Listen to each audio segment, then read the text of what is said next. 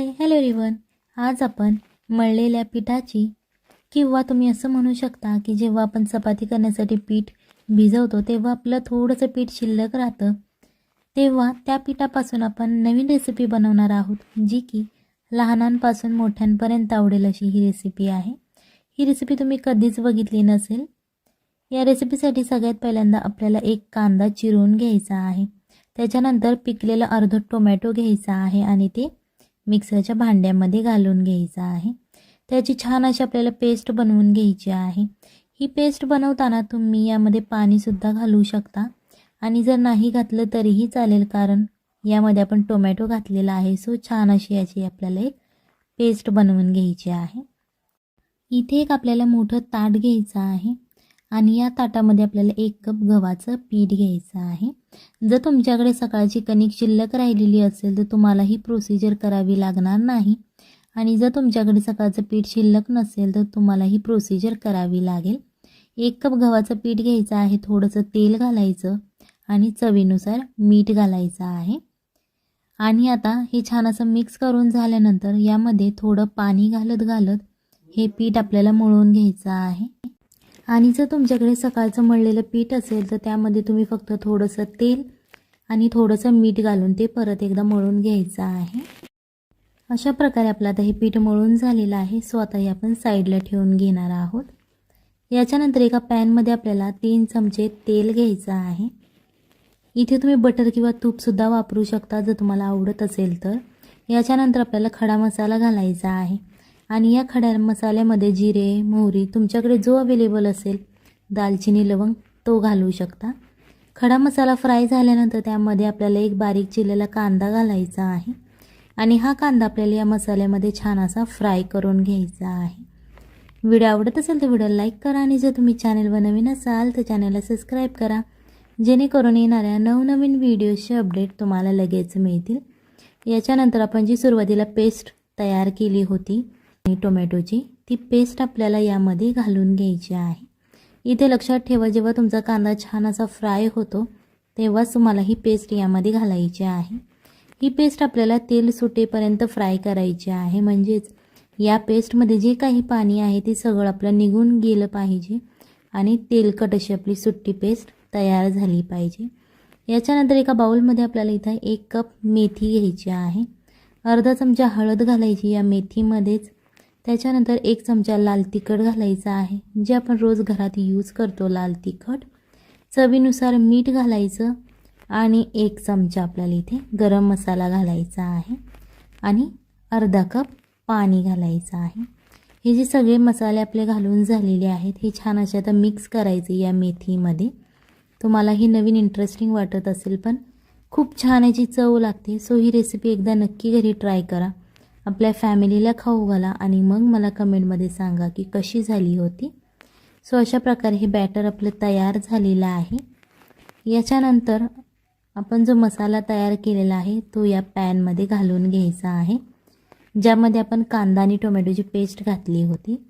हे सगळं छान असं मिक्स करायचं आहे, कारण जे आपण मसाले घातलेले आहेत ते सगळ्या मसाल्यांना लागले पाहिजे, जेणेकरून त्याची चव छान अशी लागेल. हा सुद्धा मसाला आपल्याला तेल सुटेपर्यंत फ्राय करायचा आहे. याच्यानंतर आपल्याला 1 ग्लास यामध्ये पाणी घालायचं आहे. हे पाणी तुम्ही तुमच्या इच्छेनुसार घालू शकता. जर तुम्हाला घट्ट हवं असेल तर तुम्ही पाणी कमी घातलं तरीही चालेल, आणि जर तुम्हाला छान असं पातळ हवं असेल तर तुम्ही पाणी थोडं जादा घालू शकता. जे पीठ आपण मळून ठेवलं होतं त्या पिठाचे आपल्याला अशा प्रकारे छोटे छोटे गोळे तयार करून घ्यायचे आहेत. त्या पिठाचे 7 ते 8 गोळे तयार होतात. हे आता आपल्याला 1 ते 2 मिनिटे छान असं उकळून घ्यायचं आहे. याच्यानंतर एक जाडसर चिरलेली शिमला मिर्च, त्याच्यानंतर एक जाडसर असा चिरलेला बटाटा घ्यायचा आहे. हा मी कच्चा बटाटा यूज केलेला आहे. तुम्ही इथे शिजवलेला बटाटा जर तुमच्याकडे शिल्लक असेल तुम्ही तो वापरला तरीही चालेल. याच्यानंतर आपल्याला इथे एक चाळणी घ्यायची आहे. ही चाळणी जी आपण वडी उकडण्यासाठी वापरतो ती ही चाळणी आहे स्टीलची. याच्यानंतर या चाळणीच्या खालच्या भागाला ज्या साईडला होल आहेत त्या भागाला आपल्याला तेल लावून घ्यायचं आहे. तुम्ही ते बटर किंवा तूपसुद्धा लावू शकता.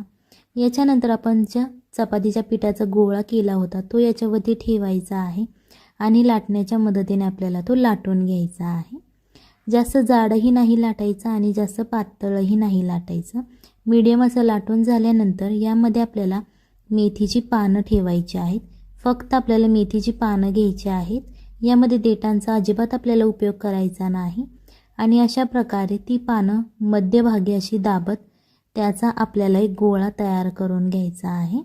तुम्हाला दिसत असेल बघा, छान असा सगळ्या बाजूने तो गोल आकार करून घ्यायचा, जेणेकरून यामधून मेथीची पानं बाहेर येणार नाहीत. अशा प्रकारे आपल्याला त्याचा गोल तयार करून घ्यायचा आहे. याच्यानंतर परत तो गोल आपल्याला या चाळणीवरती ठेवायचा आहे आणि लाटण्याच्या मदतीने आपल्याला तो लाटून घ्यायचा आहे. जास्त जाडही नाही लाटायचा आणि जास्त पातळही नाही, मीडियम असा लाटून घ्यायचा आहे. आणि इथे काहीच अशी स्ट्रिक्टनेस नाही आहे की हा जो आपला गोळा आहे तो गोलच झाला पाहिजे. तुम्हाला दिसत असेल बघा, अशा प्रकारे छान अशी डिझाईन खालच्या बाजूने उठलेली आहे. सो याला अजिबात हात लावायचा नाही. अशीच डिझाईन आहे अशीच तेलामध्ये आपल्याला ही सोडून द्यायची आहे. इथे तेल सगळ्यात पहिल्यांदा छान असं कडकडीत गरम करून घ्यायचं आहे आणि नंतर गॅस आपल्याला मीडियमवरती ठेवायचा आणि त्याच्यानंतरच ही जी पुरी आपण तयार केलेली आहे ती या तेलामध्ये सोडून घ्यायची आहे. सगळ्यात पहिल्यांदा ती एका बाजूने छान अशी फुगली की नंतरच आपल्याला ती पलटी करायची आहे, जेणेकरून ती दुसऱ्या साईडनेही छान अशी फुगली पाहिजे अशा प्रकारे. आणि टेन्शन घेऊ नका, जर तुमची पुरी फुगली नसेल तर ती कुठे थोडीशी फाटली असेल तर ती फुगणार नाही. सो लाटतानाच तुम्हाला काळजी घ्यावी लागेल की आपली पुरी फुगली पाहिजे. त्याच्यासाठी आपली पुरी कुठेही फाटली नाही पाहिजे. अशा प्रकारे तुम्ही ती लाटून घ्यायची आहे. ही दोन्ही साईडने आपल्याला क्रिस्पी होईपर्यंत फ्राय करून घ्यायची आहे. ही रेसिपी नक्की एकदा घरी ट्राय करा, आपल्या फॅमिलीला खाऊ घाला आणि मग मला कमेंटमध्ये सांगा कशी झाली होती. सो अशा प्रकारे आपल्या या पुऱ्या तयार झालेल्या आहेत. आणि ही जी आपण बटाट्याची आणि शिमला मिरचीची भाजी तयार केलेली आहे ती सुद्धा आपली बटाट्याची भाजी शिजून तयार आहे. सो अशा प्रकारे तुम्ही सर्व करू शकता आणि या पुरीबरोबर तुम्ही ही भाजी खाऊ शकता. खूप छान याची टेस्ट लागते. ही तुम्ही नाश्त्यासाठी, जेवणासाठी किंवा लहान मुलांच्या टिफिनसाठी सुद्धा तुम्ही ही रेसिपी देऊ शकता. आणि ही पुरी तुम्ही चहाबरोबर सुद्धा खाऊ शकता. 1 ते 2 दिवस ही पुरी तशीच राहते, अजिबात खराब होत नाही. चला तर मग भेटूयात पुढच्या एका नवीन रेसिपीमध्ये. तोपर्यंत बाय बाय, टाटा.